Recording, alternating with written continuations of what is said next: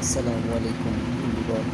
আজকে আমি তোমাদের মাঝে ছোট্ট একটা ভিডিও নিয়ে এসেছি, যে ভিডিওতে তোমরা শিখতে পারবা যারা কিছু কিছু ইমো আইডিতে কল দিতে পারতেছো না, তাদের জন্য আজকে আমার এই ভিডিও বানানো হচ্ছে।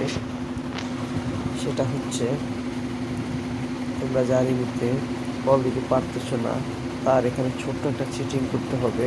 ওই সেটিংটা করে নিলে অবশ্যই তোমরা তাকে ফোন দিতে পারবে। সেটা তোমার গার্লফ্রেন্ড হোক বা তোমার স্ত্রী হোক বা যে কেউ হোক। তাহলে প্রথমে আমাদের কী কাজ করতে হবে আজকে সেটাই দেখাবো। আমাদের প্রথমে ইমো অ্যাপসে যেতে হবে। ইমো অ্যাপসে আসার পরে আমাদের যে ইমোর প্রোফাইল আছে, আমাদের ইমোর প্রোফাইলে আসতে হবে। ইমোর প্রোফাইলে আসার পরে এখানে লেখা আছে security and privacy. Security and প্রাইভেসিতে আসবে।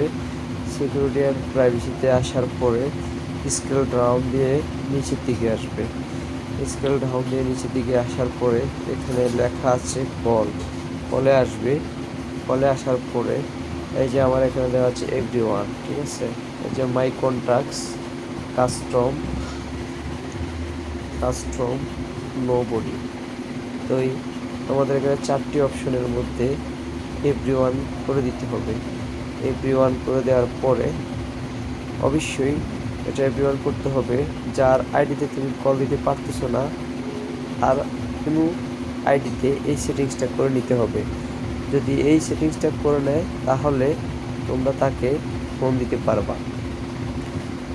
এটার জন্য তোমাদের একটি কাজ করতে হবে, সেটা হচ্ছে আমার এই ভিডিওটা তুমি যাকে ফোন দিতে পারতেছো না তাকে আমার এই ভিডিওটা শেয়ার করে দিবে।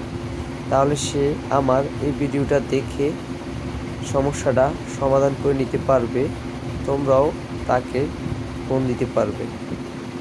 যদি বন্ধুগণ আমার এই ভিডিও দেখে তোমাদের কাছে একটু ভালো লেগে থাকে অথবা যদি একটু উপকারে আসে, তাহলে আমার এই ভিডিওতে একটি লাইক, একটি কমেন্ট, একটি শেয়ার ও সাবস্ক্রাইব করে দিবে।